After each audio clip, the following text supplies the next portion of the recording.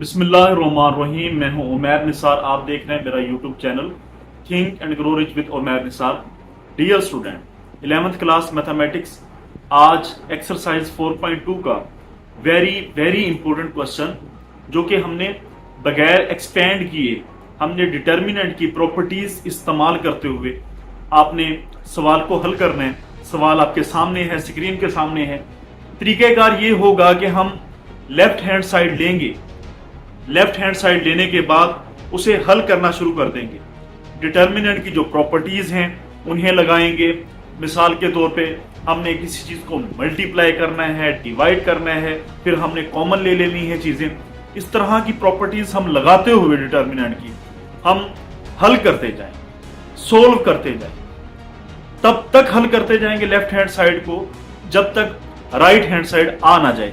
जब आ जाएगी right hand side तब हम हमारा जो प्रूफ है वो बिल्कुल मुकम्मल हो जाएगा। उम्मीद करता हूं आपको बात समझ आ रही होगी। आइए एंजॉय करते हैं, वीडियो देखते रहिए। Think and grow rich with Umair Nisar. Thank you very much. जी स्टूडेंट्स, हमने लेफ्ट हैंड साइड ले ली है। अब हम क्या करेंगे, कैसे हमने इसे हल करना है, क्या तरीक़ाकार है, जरूर इस वीडियो के अंदर आपको सारी बात समझ आ जाएगी। डियर स्टूडेंट्स, हमने लेफ्ट हैंड साइड ले ली है। इसे तब तक हल करना है जब तक राइट हैंड साइड जो आपको नजर आ रहा है आपकी स्क्रीन पर ना आ जाए। यानी लेफ्ट ली है, जब तक राइट ना आ जाए, दाईं साइड ना आ जाए, तब तक हल करें।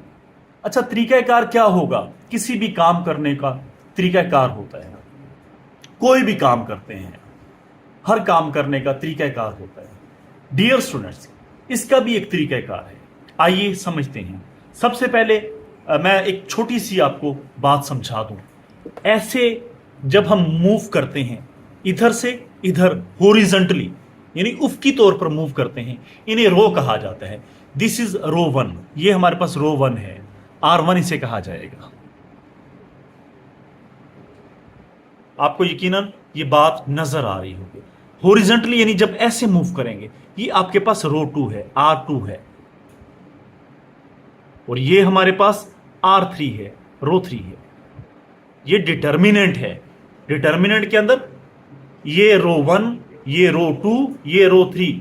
आपने करना क्या है? अब जो काम आपने यहां पर करना है वो आपने यहां पे पहले लिखना है।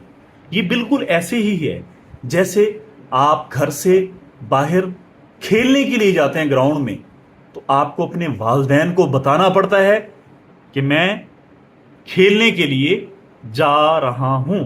सेम यहां पर जब आपने अगला स्टेप करना है, जो भी करना है, आपको यहां पे लिख के बताना पड़ेगा। किसे बताना पड़ेगा? जो एग्जामिनर है, कि आप क्या करने जा रहे हैं। डियर स्टूडेंट, आपने करना क्या है?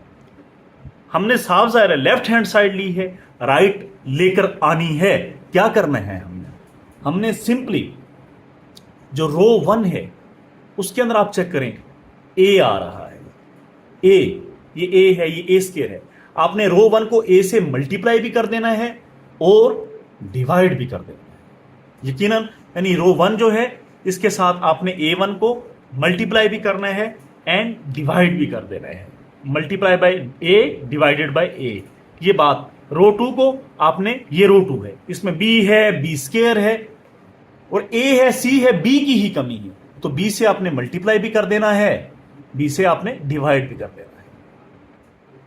आइए तीसरी के अंदर A B तो हैं, C की कमी है, तो C को आपने मल्टीप्लाई भी कर देना है और C के साथ डिवाइड भी कर देना है। अच्छा, ये काम आपने लिखना ऐसे नहीं करना, बताता हूं करना क्या है। आइए सबसे पहले इसे हम लिखते हैं। What we have to do, अगले स्टेप में जो हमने करना है वो यहां पे लिखते हैं। जी स्टूडेंट्स, यहां पे सिर्फ आपको समझाने की खातिर मैंने बात समझाई है कि what we will have to do, हमने क्या करना है।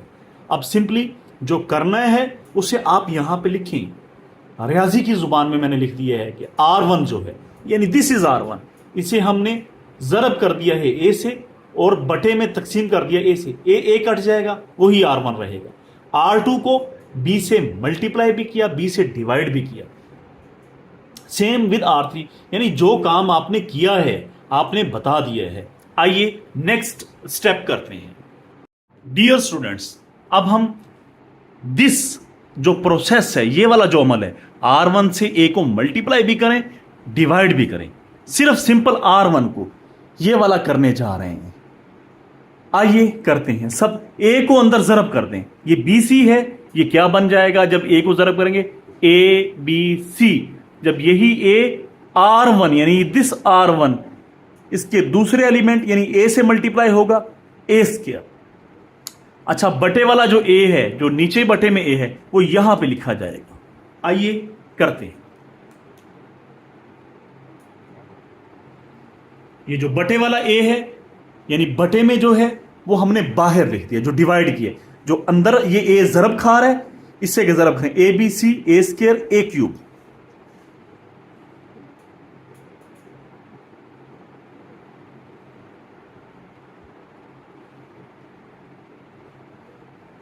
लें जी, R1 मल्टीप्लाई बाय A, यानी जो रो 1 थी, यानी ये वाली रो थी, ये इसे A के साथ जब मल्टीप्लाई किया, ABC A square A cube.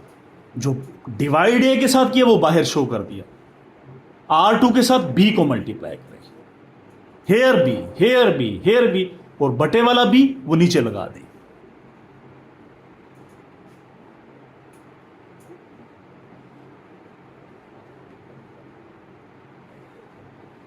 मैं नहीं समझता कि ये कोई रॉकेट साइंस है। दूसरी जो रो है, यानी ये वाली जो रो है, इसका भी काम तमाम हुआ। अब थर्ड C से मल्टीप्लाई, C से डिवाइड। आइए करते हैं। डिवाइड वाला जो C है वो यहां पर आ जाएगा।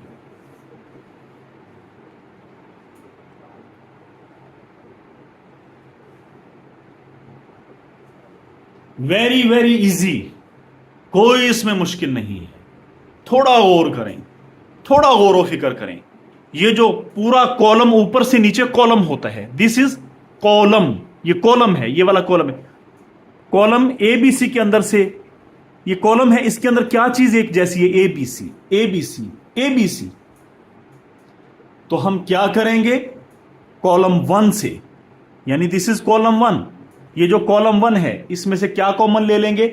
इसमें हम ABC कॉमन ले लेंगे, taking ABC common from column 1। आइए लेते हैं।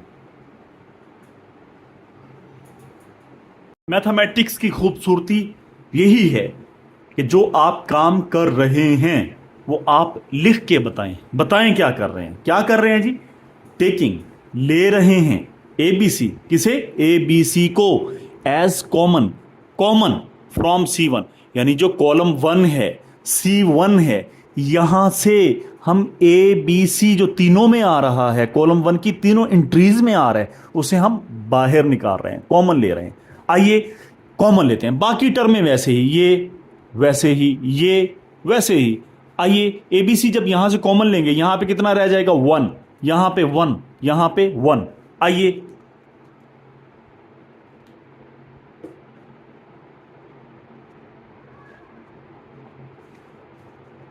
ABC से कैंसल आउट हो जाएगा। What a splendid proof! कितना जबरदस्त प्रूफ हो चुका है। आपके पास राइट हैंड साइड आ चुकी है। थोड़ा गौर करें, this is right hand side. आपने लेफ्ट हैंड साइड ली, आपके पास राइट हैंड साइड आ चुकी है। You can check. वो कहते हैं ना, लाहौर आ गया है, उठ जाएं भाई। तो यही मैं स्टूडेंट्स को कहता हूं, जनाब काम मुकम्मल हो चुका है।